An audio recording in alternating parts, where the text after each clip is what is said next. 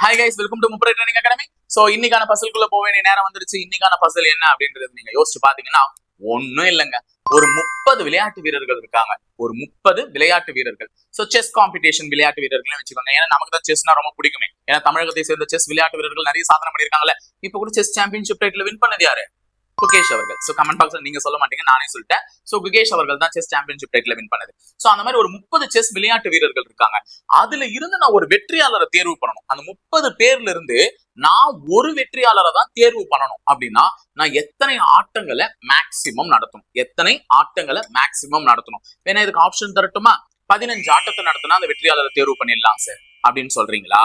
இல்ல 18 ஆட்டத்தை நடத்தினா தேர்வு பண்ணலாம் சார் அப்படின்னு சொல்றீங்களா? இல்ல 30 ஆட்டத்தை நடத்தினா தேர்வு பண்ணலாம் சார் அப்படின்னு சொல்றீங்களா? இல்ல 29 ஆட்டங்கள் மூலமா வெற்றியாளரை தேர்வு பண்ணலாம் சார் அப்படின்னு சொல்ல போறீங்களா? சோ உங்களுடைய ஆன்சர் இந்த 4 தாங்க இருக்கு.